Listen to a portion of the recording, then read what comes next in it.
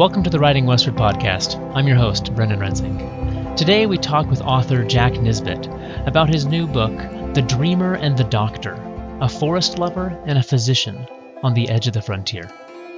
Thanks for listening. Writing Westward is a production of the Charles Redd Center for Western Studies at Brigham Young University. Each episode features a conversation with an author or scholar of new works that explore the North American West. We hope that our discussions will spark your curiosity to learn more and think differently about the North American West as a region and its peoples, environments, histories, literature, and so forth. You can follow Writing Westward on Facebook at Writing Westward Podcast or on Twitter at Writing West. You can listen on our website, writingwestward.org, or subscribe and listen wherever you get your podcasts. We're listed on most major distributors.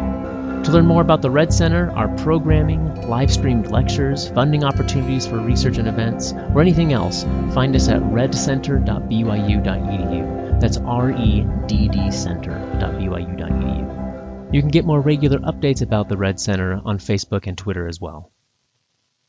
Jack Nisbet lives and works with his wife Claire in Spokane, Washington.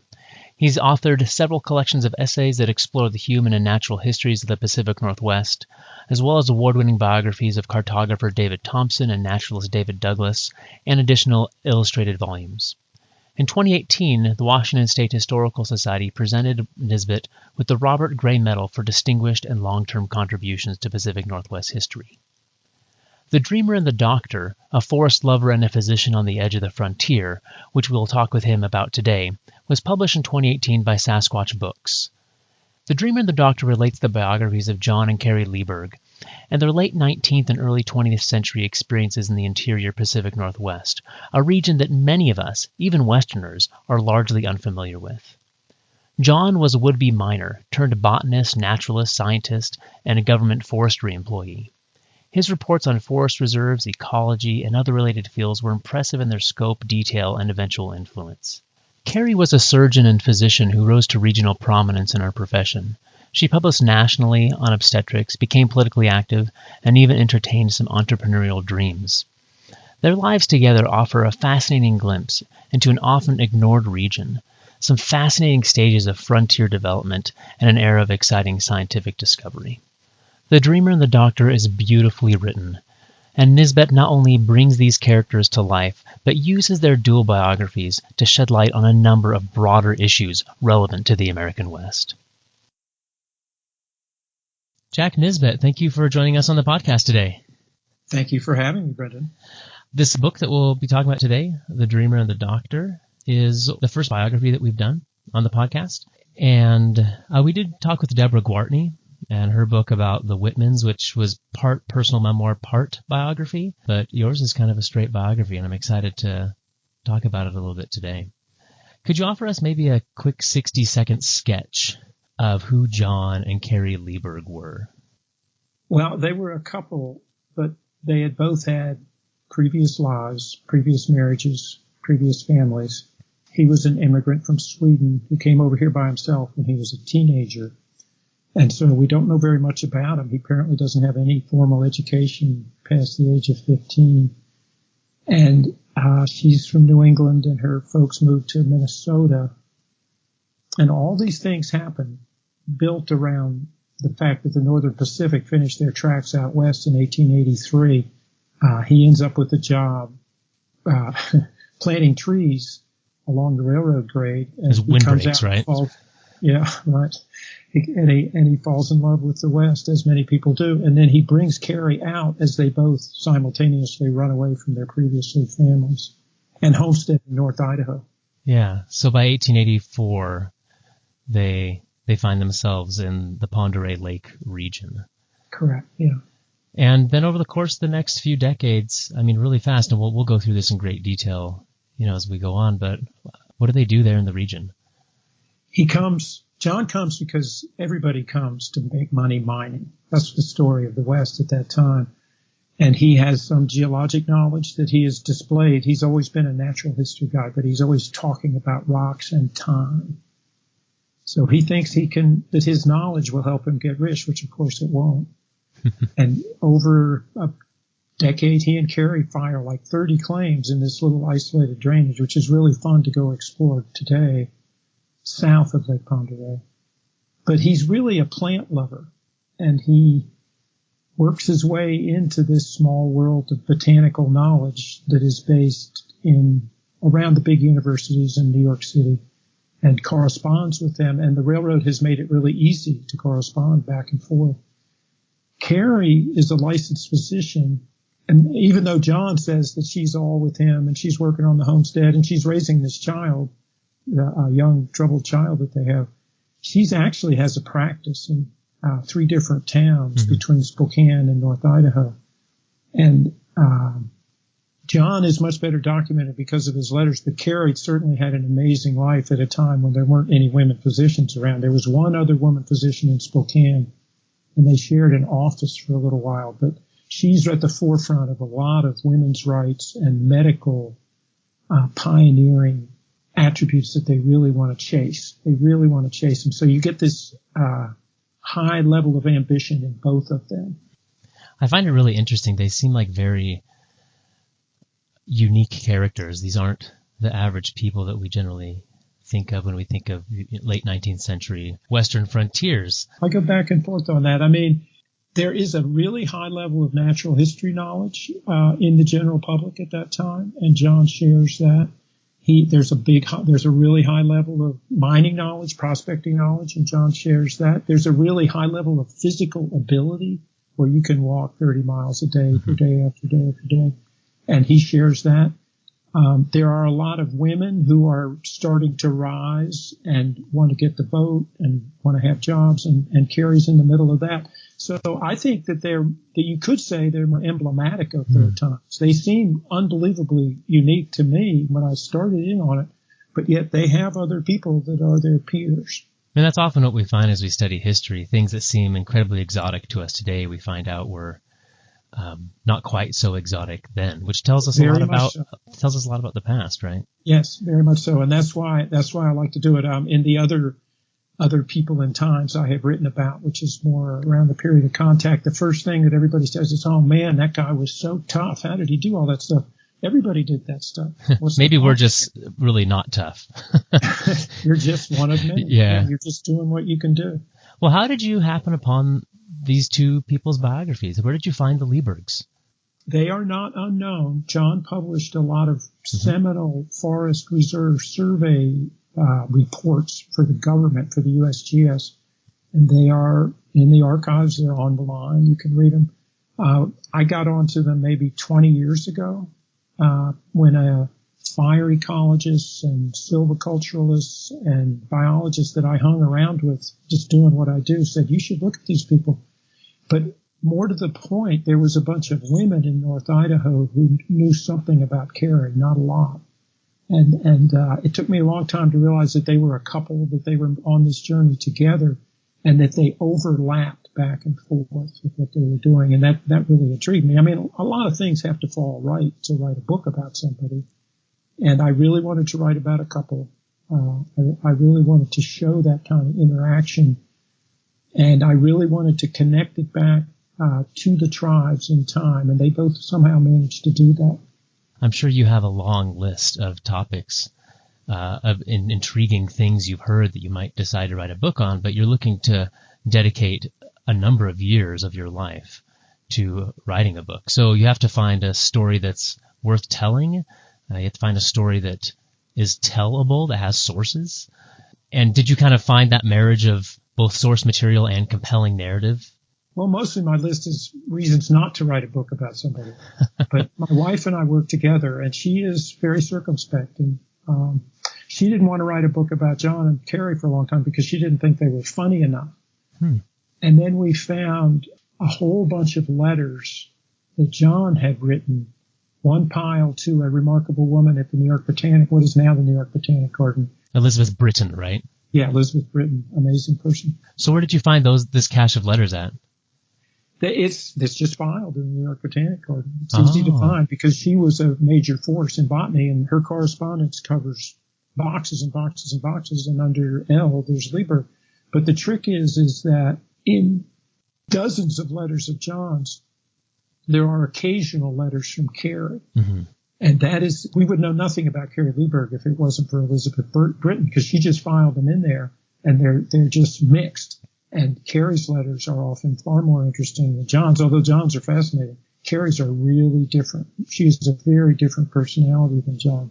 She says different things. I think your wife's right. I wouldn't characterize either of them as necessarily funny, but they have very strong personalities, though, that really come out in some of the excerpts of these letters. Yes. Did this Britton collection then have the onion skin copies of what she wrote to the Liebergs? No. So we don't have return letters. For the ones when he was working for the Department of Agriculture and the USGS, the Geologic Survey, there are some carbons on that. I mean, they were at the forefront of everything. Like typewriters are getting to come into common use. And when he starts, it's all handwritten, and you don't get a lot of returns, and you don't get any copies. Then typewriters get invented, and there are all these carbons floating around everywhere. So there's a break point where you can see both sides of the conversation. And of course, that adds a lot to it. Well, tell us about this region, about the geography of the Pend d'Oreille Lake, Coeur d'Alene region. I know for many people it is kind of this black hole in the upper Pacific Northwest. It's a difficult place to get to. That upper spine of Idaho doesn't get a north-south highway until well into the 20th century, if I'm not mistaken. It's rough country. And that's why I get to make my living here. Is I sort of work in an area between Edmonton, Alberta, and Boise, and then west to the Cascades. And I came into it as fur trade country, where Canadian fur traders are coming down into that area. Specifically, the first one was David Thompson, who wrote about it. And then David Douglas, the great naturalist, the Douglas fir trees are named after. He worked his way up into it really well. And I wrote a couple books about him.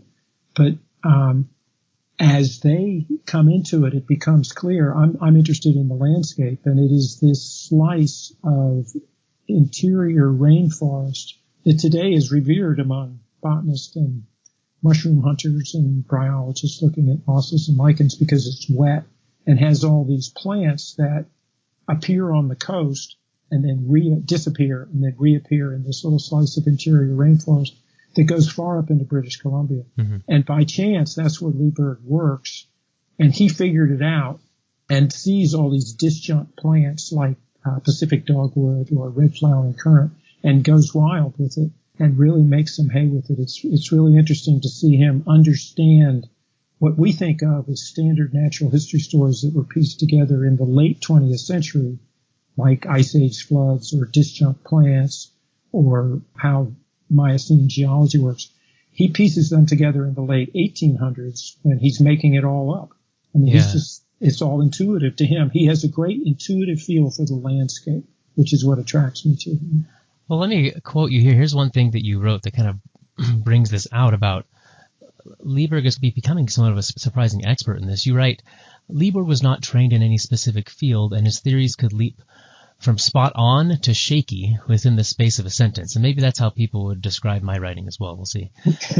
You continue, yet he understands the deep underlying connections in the landscape, noting that geological considerations and deductions are not to be ignored in determining the causes that govern plant distribution and growth. And that's you actually quoting him. And then you conclude, the breadth of his curiosity provided a starting point not only for more than a decade of his own government surveys, but also for the more comprehensive geographical investigations of the 20th century. He is a fascinating kind of not necessarily jack of all trades, but one of these figures that we have in the natural sciences of the 19th century, people without training who have just a natural curiosity and powers of observation that seem to be somewhat out of place, and they seem to be operating well beyond their training. But we see this in a lot of these individuals, don't we? In that world in which he's inhabiting? Again, he is always talking about relying on local knowledge. And he has lived in this place in the mountains of North Idaho for long enough. He's really good at those mountains. And as long as he's there, and as long as he has local people to talk to, he is terrific.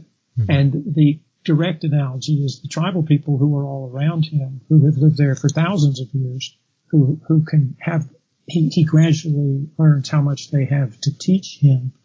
And when he's out in the field, for instance, and meets women digging roots, and he's trying to figure out what they're digging, they know what they're digging.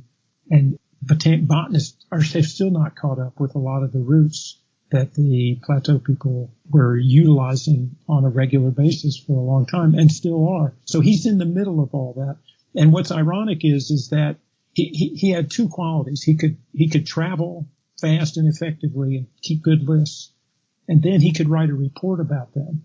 So as he started doing these forest reserve reports, where he included all different aspects like climatology and fire surveys and grazing, and as well as a plant list and geology, as well as the timber report that he's supposed to be doing, how many board feet. What he was actually hired to do, right?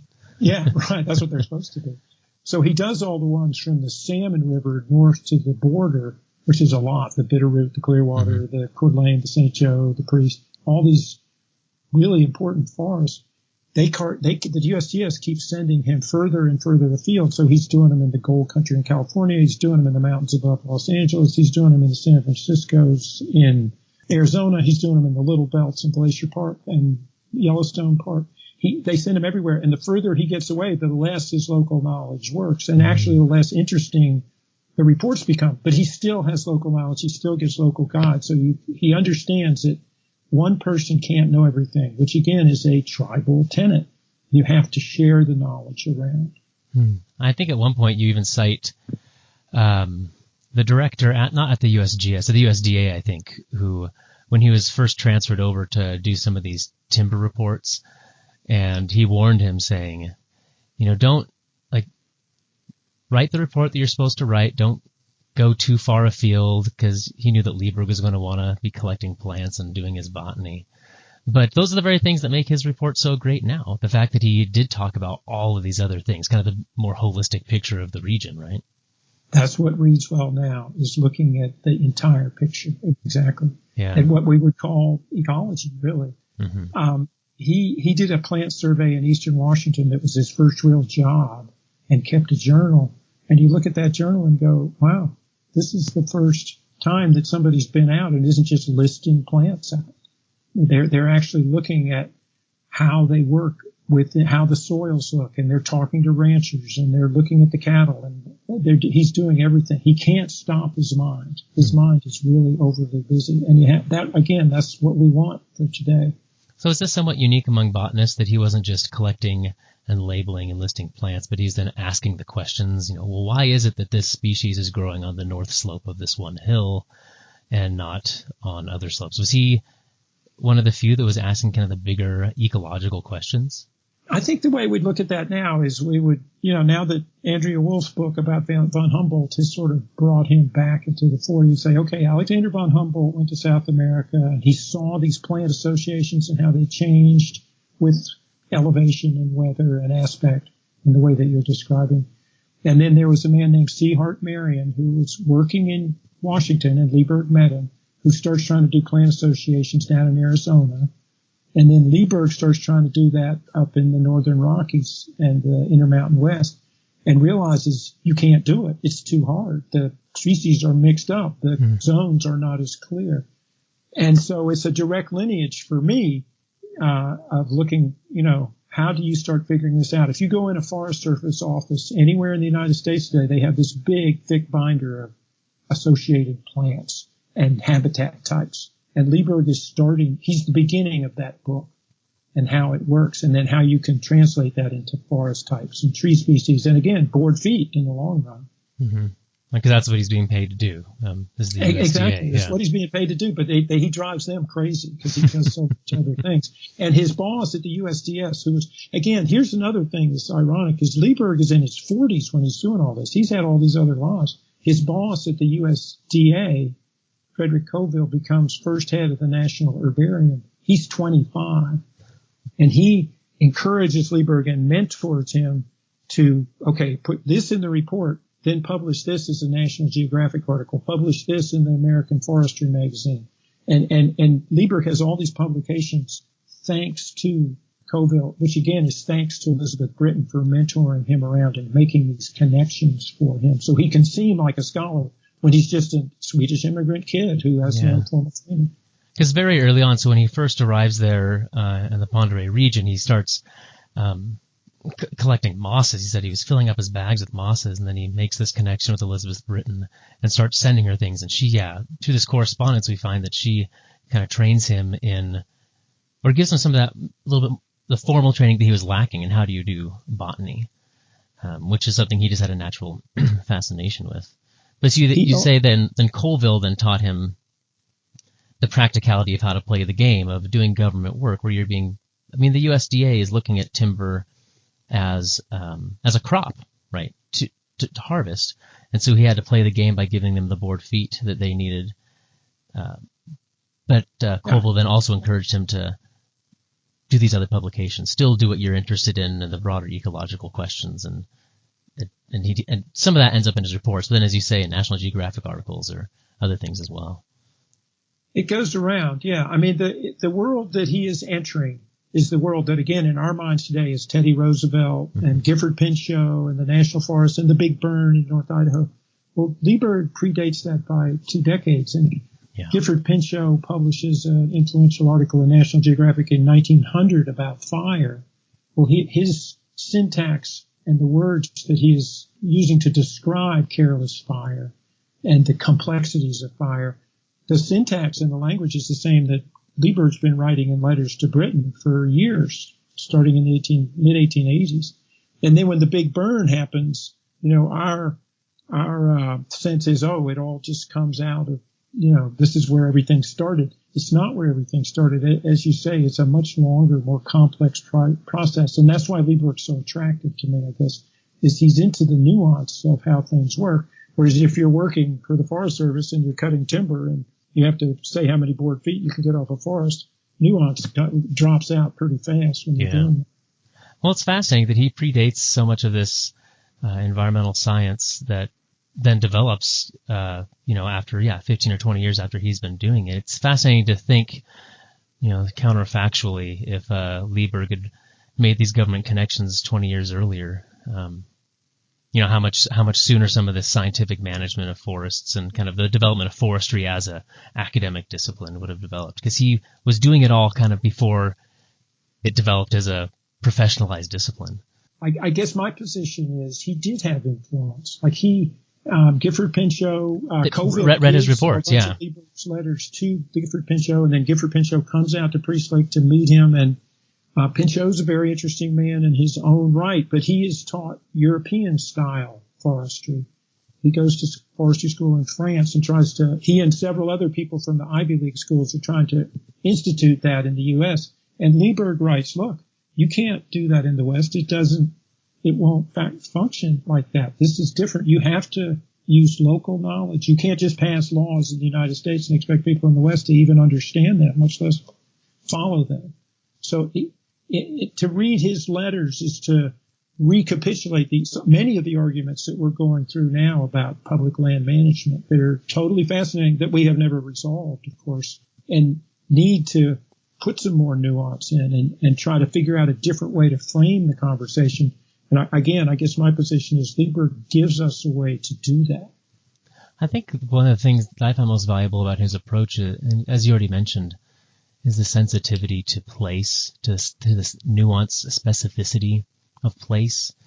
I grew up in the Pacific Northwest, in Bellingham, and thought I had a good understanding of the region. Right? It was wet east of the Cascades, and then we used to go on vacations up to Winthrop, Washington as a kid, and I always remember going up over Rainy Pass on the North Cascade Highway, and once you hit east of a certain line, the amount of undergrowth disappears. It's drier forests. And I was like, so this is Eastern Washington. It's drier.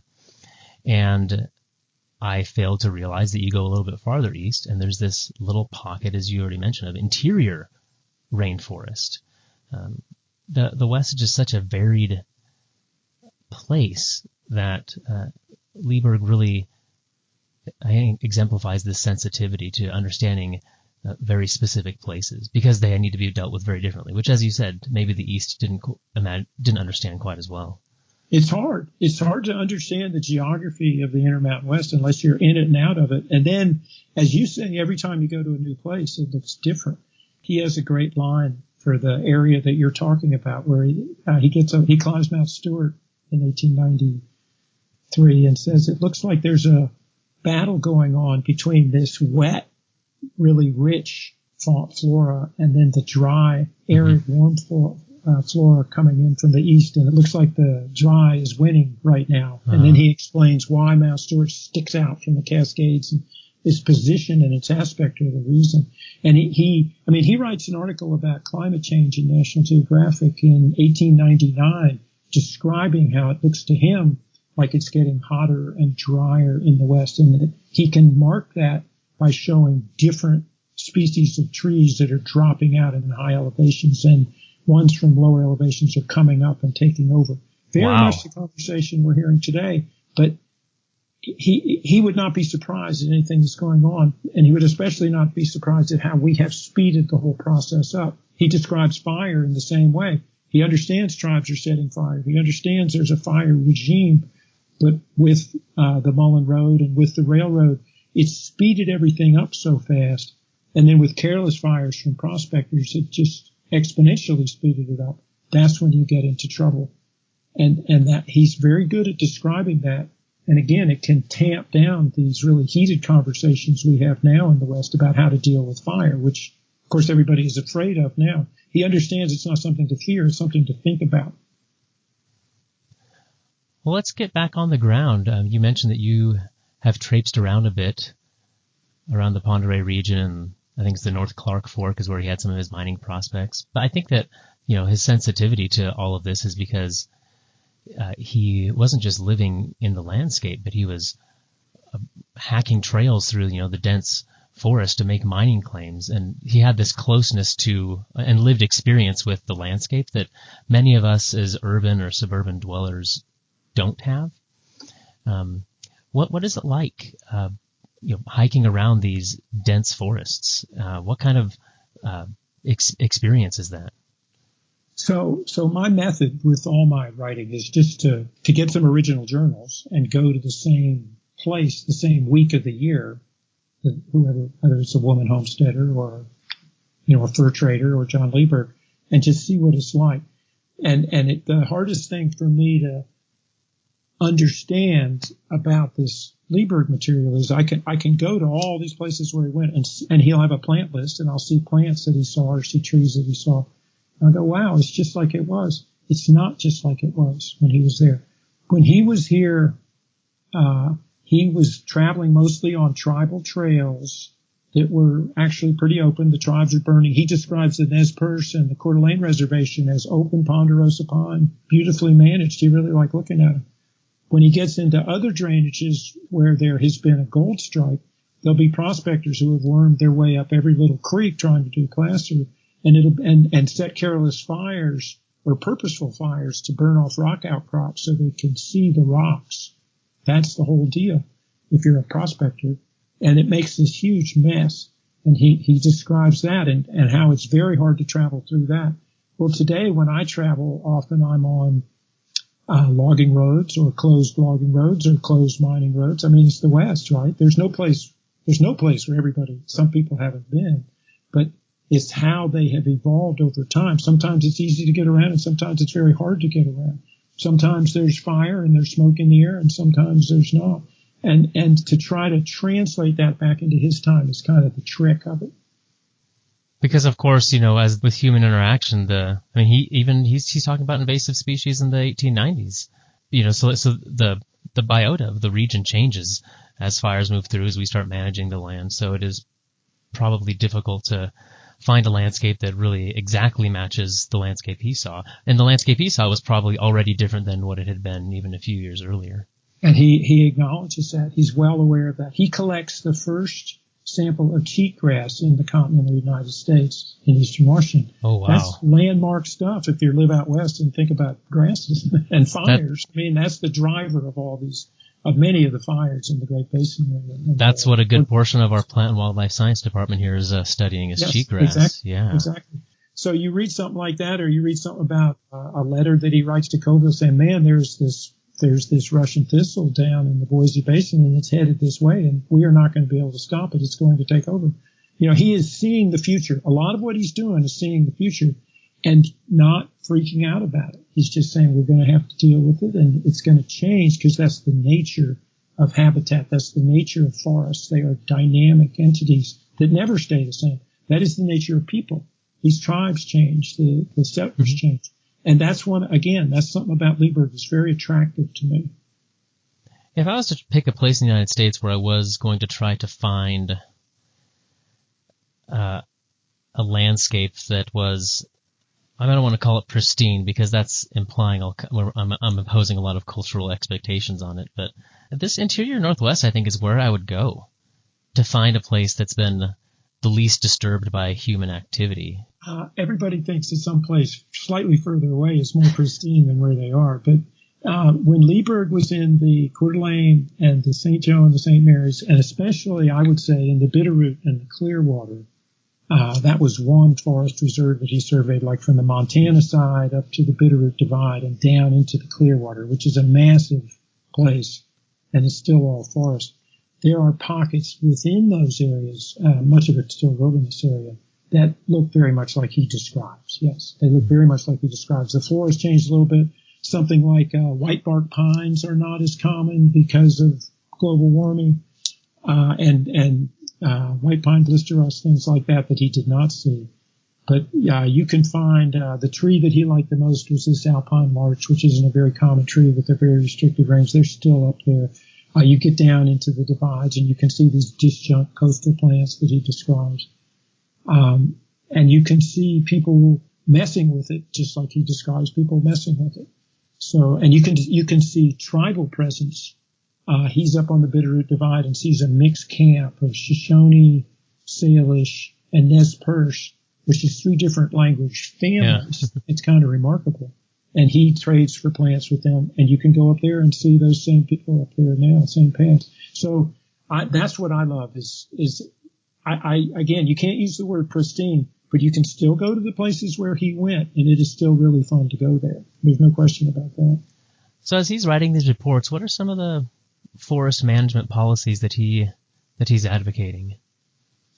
He's a multi-use guy for sure. He wants the prospectors to have a chance to mine. He wants to take timber off, but he wants to do it in a controlled way. He spends a lot of time talking about the resiliency of the forest, which is a word that foresters use a lot today.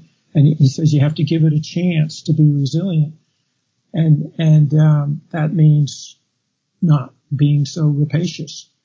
And so he, after 15 years of doing these things, he gets a job with the government. It's like his dream. One way to think about it is he is the summer seasonal with the government for years, and then he gets a full-time job, and he's the ranger in what is now the Clearwater National Forest, and he lasts 6 months and quits because he can't handle the bureaucracy and the lack of funding that would allow him to go out and do what he needs to do and to get the help that he needs to in order to patrol and control and manage everything he wants to do. He's just put out on this vast landscape with no resources at all, and that drives him crazy. Well, that's the lament of many Forest Service people or BLM people that I know today. Yeah. And he resigns a number of times, but they always hire him back. But this time, yes, that is correct. He resigns a lot and he gets his job back. He's a salty guy. And again, that's something that's very attractive about him. He makes bad decisions and does weird things a lot. Again, if you're a writer, you're looking for that kind of saltiness. Yeah. Well, in so many ways, he seems to have all the right answers, or a lot of the answers that we're finally coming around to now, which just seems too good to be true. Are there things that you think he really got wrong? Or, I mean, him and his wife, and actually we need to transition over to Carrie, but they had some medical ideas that they published and some things that we know are, not scientifically accurate now. But in terms of forest management ideas, was there anything you think he was way off on? He wanted to introduce Angora goats into the Bitterroot, which might not be a great idea. He's a little more manage heavy than we would think is right today. But in general, the idea that you approach a landscape with a lot of knowledge and a lot of experience and then use your intuition to decide how to manage that reads well today. And I think that's what he would have done in the long run. So yes, does he have answers to everything? No. He understands that it's too complicated to really figure out. And what some of the things that he says that are my favorites are, he says, well, look, if you have a really hot fire and it sterilizes the soil and these dog hair, lodgepole pine or Douglas fir come back, where it was something like white pine or larch, it might take generations for it to ever get out of that cycle. And we're in the cycle now of dog hair and fire and dog hair and fire and insects and all the different things that can mess up a forest by look. So he would understand that you don't fix that just by snapping your fingers or by cutting down all the deadfall. It just doesn't work like that. And that's a lesson that patience is a lesson that he was trying to get across. So even if he didn't have all the right answers, his approach seems to be the right approach. I think his approach is, there's a lot to learn from his approach. And I've done talks about him to different forestry staffs and that kind of thing, BLM staffs, fish and game staffs, because he's fun and he's dealing with the same issues they are. And, it's tough to be an agency person today trying to deal with these issues, and he makes it seem like it's possible. Well, let's transition over to Carrie. As you noted, you don't have as many records to work off of to be able to tell her story, but what you do tell about her life is fascinating and makes me wish that we had so much more. One of the first things that really struck me was, she's a licensed physician. She gets a job as the division surgeon for, is it the Northern Pacific Railroad, which is a rare feat. It's the only feat. This is the only one that she does it. Yeah, so she obviously is a highly skilled practitioner of medicine. A lot of the stories you tell of her are of these moments of crisis that she faces as a doctor, of trying to save people's lives, of trying to help women in childbirth. And there's some very difficult stories, but you say that she talks a little bit about being weighed down kind of by the terror of the responsibility of holding people's lives in her hands. What does this tell us about her personality? I think that I've read doctor writing my whole life. I've always liked it. Franz Kafka and Chekhov and William Carlos Williams and everybody like that. I love it. And there's a British neurosurgeon who I've been reading lately named William Marsh, and he has a great book called Do No Harm. And in it, he spends a lot of time harming people, like touching one point in their brain that has catastrophic consequences. But when Carrie was practicing medicine, she had a very high failure rate. And that's just the way it was. She didn't have a lot, she had a bag of tools that included booze and laudanum and Horlicks malted milk and a long set of forceps. There wasn't much else in it that she could do. And that weighed on her, I think, in part because a lot of the cases that she wrote up, all of the cases that she wrote up involved women in childbirth. That was her specialty. She wanted to be a family doctor. There were a lot of women having consecutive kids, lots of them every year and a half for their whole lives, and then dying in childbirth eventually, because that's how it worked. And the conditions were really unsanitary, and their husband was drinking the paycheck away or gambling.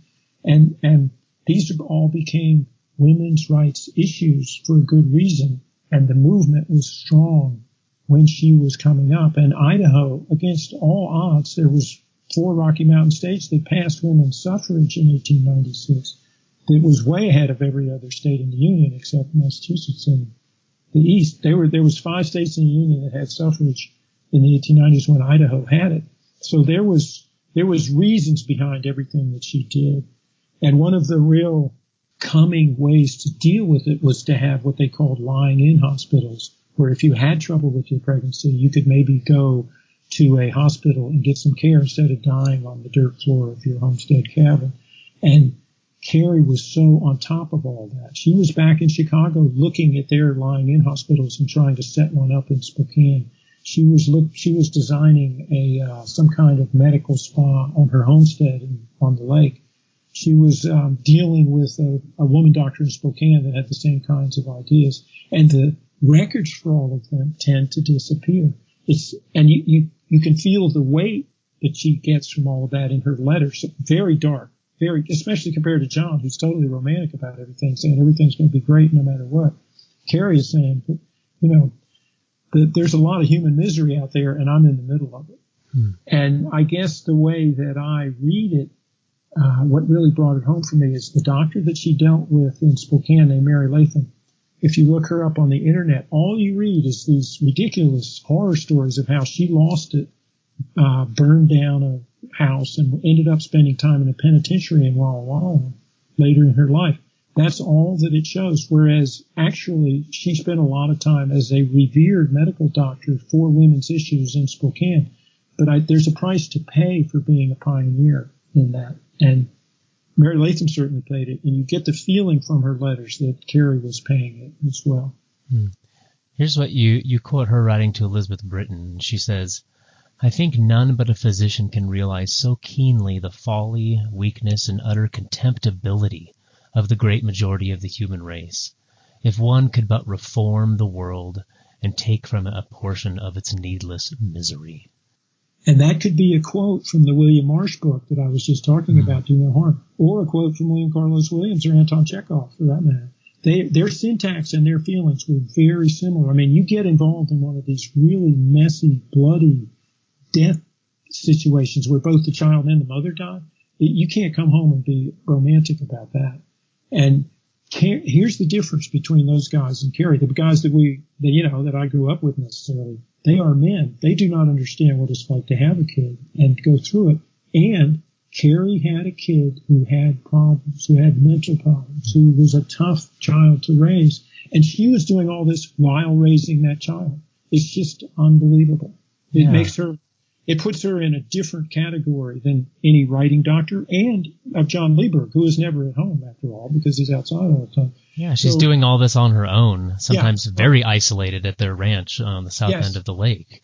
Yes, and it really gives you a different perspective. She has a doctor's office in Hope, Idaho, on the Northern Pacific line, and her territory goes from Montana all the way to the Tri-Cities where the Snake meets the Columbia. And there's a photographer for the Northern Pacific who takes these great photographs, and he takes a photograph in Hope, and it's all men standing there by the tracks. And Carrie's office is with like 2 buildings down from this photograph. It's astonishing. You just don't even know what to make of it, except that's what the women's movement has been about since the 1860s, and she is in the middle of it. She is at a time when they're just starting to win some small victories, like let's learn how to wash our hands kind of victories, and they make a huge difference in the lives of these women who, again, family practice is the key to all of it. You have to think of children and childbirth and getting old and caring for your mother. You have to think of those all of a piece, just like John is thinking of the landscape all of a piece. So do you think that her profession specifically is really what informed her involvement in women's suffrage? I mean, she runs for the House of Representatives at one point, but do you think that's really what's fueling her passion? Again, we have no idea. I'm still looking. I have yet to find anything about her campaign, but certainly that's what it was about. Absolutely, that was about. And here's the reason we know is, 1898 is the first year women can run for office in Idaho. 3 women from 3 different political parties get elected to be state representatives that year. One of them is a close neighbor within a few miles of Carrie's homestead, and she's a young woman in her late 20s. She goes down to Boise and, against all odds, forms a coalition of parties and passes an anti-gambling bill. That is a huge woman's issue because the guys are gambling away the paycheck. And you can't that seems silly now. It's hard to understand now, but it was a big deal. Then in 1900, this woman wouldn't think of running for office again because you didn't do that. Being a state rep was a little 2-year hitch that you served to honor your community. So Carrie is the one that runs for her seat. And again, that year there was a backlash against women. No women get elected, and no women get elected for quite a while after that because history is not linear, and Carrie was just behind the curve in that. But she doesn't seem to be the kind of personality who could get a coalition together to pass, say, a hygiene bill or an anti-booze bill or something like that. It's just not her nature. Her nature was to be a family practice physician and to try to save lives if she could. And so she was right where she needed to be in my mind. What do you think that Carrie's life tells us about women's experiences more broadly in the late 1800s, early 1900s, especially kind of in these really frontier regions of the West? I think it tells us just what John's do, is we have never dealt with public land management in John's point of view, and we have never dealt with public health issues in Carrie's point of view. She's facing all the same issues that we are today, and none of them have really been resolved to satisfaction, to anybody's satisfaction. So again, if I'm going around to a teaching hospital for doctors, and I can go talk to students and just lay out her story, I think it can help defuse this really overheated conversation we have and just go back to, well, this seems like we should be able to help people who need medical attention. It's that simple. And Carrie is willing to get on a railroad handcar and pump her way 10 miles to help some woman in labor. We should be able to do the same thing. Yeah. That's another story I had actually tagged, maybe talk about. Her and the husband handcart themselves 10 miles, and the woman had been in labor for a few days, and it ends up being a stillborn child, and she has to handcart herself home, kind of with the weight of that experience. Yeah, it's not going to work. But she works for the railroad. Everybody works for the railroad. Everybody rides the train. So again, it's not so amazing. If she's working for the railroad, of course she's going to take a handcar. And of course the baby's going to die, because there's a pretty high percentage of difficult labors that end up with a stillborn child. So you can't make too much of it, but you can't make too little of it either. The fact that she writes it down, and the fact that we wouldn't know anything about it unless Elizabeth Britton had decided to file that letter, it gives us a little talking point that we can use for much larger issues.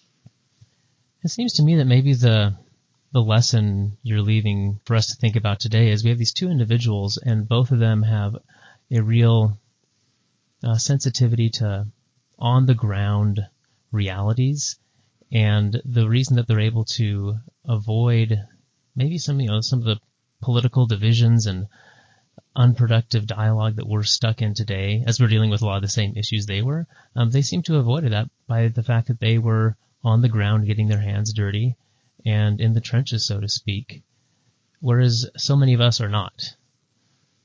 I would agree with that. We're all armchair quarterbacks on public lands issues and women's health issues, and because of that, we don't have the sensitivity to actually ask the right questions like it seems they were able to. I think that's a really good point, is that John is a prospector. He's looking at rocks. He's trying to figure it out. He's doing timber surveys, and he's all for it. But you have to understand it and do it with some sense. You have to have some common sense when you're doing these things. And Carrie would say the same thing about taking care of a pregnant woman who maybe has had a difficult pregnancy last time and doesn't have a good prognosis this time. You have to pay attention and give her a chance to lie in. It's a great phrase, to have some rest and have some support around her when she's doing it. And that idea that she was going to start a spa on their homestead, which we know nothing about, the surveyor who surveyed their land just draws it in on his map. Labels it Solitaire was the name. The Solitaire Spa, yeah. That's a great idea. And the fact that it might have been connected up with one that was in Spokane that her friend started that was the same kind of deal, and you could, if you were a battered woman in the city in a bad situation, you could maybe go out to the country and escape for a while. That's the way people think now, and it makes sense, and it's still not very well instituted. Well, I won't spoil the rest of their story for people who want to go pick up the book, but they do end up in the Philippines and all over the place. There's worldwide tours. There's a lot that goes on kind of outside the Pacific Northwest, and some really interesting and hard stories towards the end of their lives after John dies, and with their son Bernard and his mental health issues. And but there's a lot more to the story that kind of wraps up quickly at the end of the book. We can just leave that as a teaser, perhaps, for listeners. What are you working on next? What kind of things do you have in store for us? Well, traditionally, I have trouble letting go of projects, and it was difficult to get all the information from John and Carrie Lieberg into one book because it seemed like it was several different stories going on. But it's still their story, but there's still big holes in it, and I haven't been able to stop myself from sort of looking into some of those holes. I can be patient about finding the next project, and I know that one, I have several that I'm looking at, but none of them has had all the elements break in the way that I want them to, where somebody is funny and somebody does something that resonates with today. And, you know, there's tribes involved, there's women involved. All those kinds of things are hard to put together. So I'm still fooling around with the Leibowitz on a lot of levels, trying to find out more about Carrie's time in the Oregon Cascades. And she had a woman doctor friend down there as well, who we have some records about.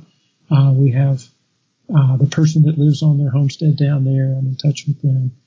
John has a big batch of letters that got given to Gifford Penn Show that have never been located. I'd like to find those. So, and there's a lot of strong visuals with it. So sometimes my wife and I curate a museum exhibit, say, and try to think about it as an illustrated visual project, because a lot of people don't read, but they can understand what a pair of long forceps look like. So I'm not sure. I'm more interested in writing, but I'm interested in visuals as well. Well, here's to hoping that someone finds a old trunk in their grandma's attic full of letters or pictures or things of the Liebergs that'll help you kind of tell more of these stories. I don't think it's going to happen, but I never stop thinking about it. Yeah, right. Those are the things that keep us up at night, right? Yes, right. Well, I appreciate you taking some time to talk with us today. It was a great book. It was really fun to read. I mean, one of the reviews on the jacket says it reads like a novel, and there were moments where I was like, oh, wait, I forgot. This is a biography that I'm reading, but, actually based on, I mean, there's not like footnotes per se, but, it's based on actual historical sources, but, it was really fun to read and a real fascinating glimpse into not just these two very interesting lives, but that world in which they were living, in the 1890s, early 1900s there in the inland Pacific Northwest. I just loved it. Thank you. Appreciate that. All right. Take care, Jack. You too, Brenden. Thanks for listening to this episode. Writing Westward is a production of the Charles Redd Center for Western Studies at Brigham Young University. Our theme music was provided by local Utah composer Micah Dahl Anderson. You can find him at Micah, D-A-H-L, Anderson with an O.com. I'll include a link in the episode description. Besides subscribing to the podcast, you can receive regular updates about upcoming episodes by following on Facebook or Twitter. My name is Brendan Rensink, and I serve here as the podcast host, producer, sound engineer, and pretty much everything else. So if you have any praise or critiques, you should probably just send them my way. I'm Associate Director of the Redd Center and an Associate Professor of History here at Brigham Young University. Feel free to contact me if you have any questions about the podcast, the Redd Center, our live-streamed lectures and events, funding opportunities, or anything else. If you have books you think I should consider for an episode, please send them my way. One last plug, I'm also the project manager and general editor of a great digital public history project hosted here at the Redd Center called Intermountain Histories. You can check it out by visiting www.intermountainhistories.org or download the free mobile app by searching Intermountain Histories on your Apple or Android devices. There you can read carefully curated histories of the region, complete with archival photos, bibliographies, and more. In any case, thanks again for listening to the episode. We'll see you next month.